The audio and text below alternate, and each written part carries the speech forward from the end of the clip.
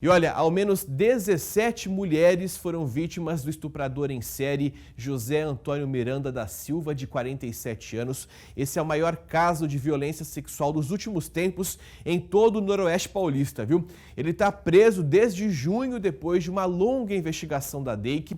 E agora há pouco, a Polícia Civil deu detalhes para a imprensa sobre o caso. Quem acompanhou tudo, tem as informações para a gente, é a repórter Melissa Alcântara. Bom dia, Mel. Olá, Casagrande, bom dia para você e para todos que nos assistem. Olha, a polícia detalhou aí, então, quais seriam os crimes que esse suspeito teria cometido. A polícia acredita que seriam 3 homicídios consumados, 9 homicídios tentados e 9 roubos que ele teria praticado aí com relação a essas 17 vítimas de estupro. E ele se mantém firme, viu, Casagrande? Ele nega qualquer envolvimento com relação a esses crimes, diz que chegou sim a fazer programas com algumas dessas vítimas, mas que nunca nem as agrediu.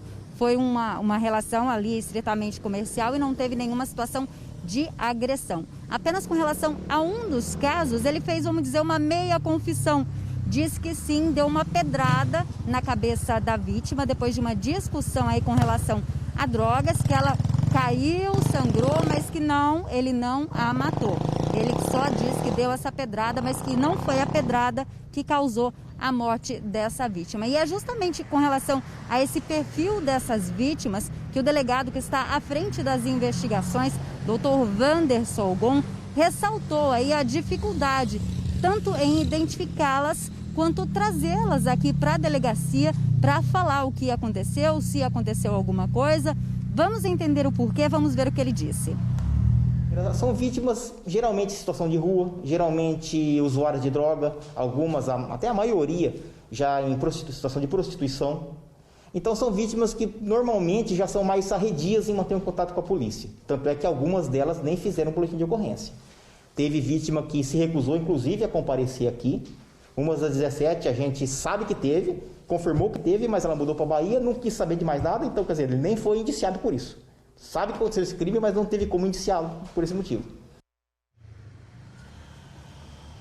Olha, esses crimes estariam acontecendo desde abril de 2018.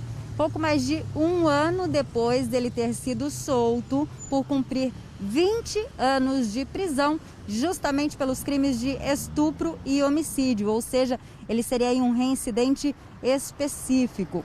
E o delegado também ressaltou e explicou o que ele fazia com essas vítimas, esse comportamento violento dele. Vamos ouvir.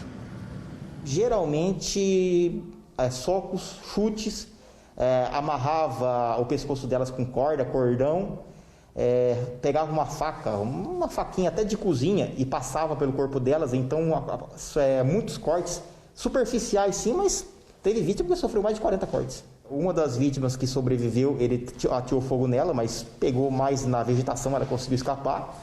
E as duas das que faleceram, né, que a Sebastiana, que foi aqui em Rio Preto, ela estava com o corpo queimado, e a Maísa, que é de Monte Brasível, também queimada. O suspeito, então, está preso, segue preso no Centro de Detenção Provisória aqui de São José do Rio Preto. Foram 60 dias aí de investigações, o inquérito já foi concluído, ele vai aguardar agora o julgamento. E uma situação curiosa, viu, Casagrande? O comportamento desse cidadão, tanto aqui na delegacia, quando ele era ouvido aí pela polícia, quanto em casa, era um comportamento de uma pessoa bastante educada, bastante polida, bastante contida, nem um pouco parecido com esse cidadão violento aí descrito nas ações com relação às vítimas. O delegado falou, inclusive, sobre a reação da mulher dele. Já há mais de um ano ele vivia ali com uma parceira, com uma companheira. Ela levou um choque, não imaginava, porque em casa realmente ele era um docinho de coco, vamos dizer assim.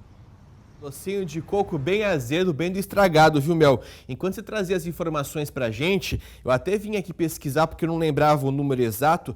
Enquanto a Mel falou de 17 vítimas desse maníaco de Rio Preto, eu fui lembrar a capivara do maníaco do parque. Pra quem não se lembra, foi um homem que no fim da década de 90 atacou 11 mulheres em um parque na capital paulista, o Parque do Estado, que fica na zona sul de São Paulo. Dessas 11, 6 mulheres ele chegou a matar. Então, a gente observa que o volume de vítimas de ataques, né, de estupro, esse maníaco de Rio Preto, inclusive, superou os crimes cometidos pelo maníaco do parque, o que coloca esse homem que a Melissa trouxe agora como realmente um dos maiores abusadores sexuais da história aí das últimas décadas aqui do estado de São Paulo.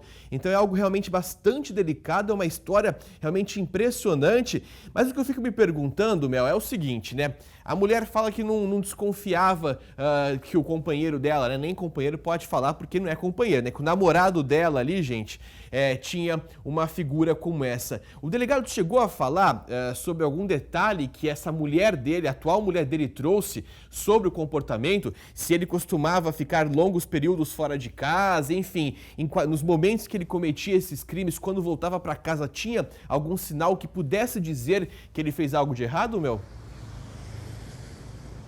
Não, Casagrande, essa mulher, ela disse que nenhuma situação chamava a atenção. O trabalho dele já exigia que ele viajasse bastante, ele prestava serviços em toda a região e até por isso ele conhecia bem a geografia daqui, sabia direitinho que locais ele poderia levar essas vítimas para não chamar a atenção. Ele não ficava dias fora de casa, era realmente um período, 2 períodos e retornava com aquela cara de que nada tinha acontecido, né? Acabou de matar alguém, estuprar alguém e voltava para casa como se nada tivesse acontecido. Vida normal, como eu digo normalmente aqui no dia a dia, vida que segue. É um absurdo danado, né? A gente vê o quão a mente humana, Mel, está descontrolada, o quanto o ser humano está cada vez pior. Eu falo que, de vez em quando, eu estou perdendo aí a esperança na humanidade quando a gente vê histórias como essa, que a Melissa tem acompanhado desde o comecinho, desde quando surgiram as primeiras informações lá no mês de junho. A Mel está monitorando esse assunto, tem trazido as atualizações para a gente.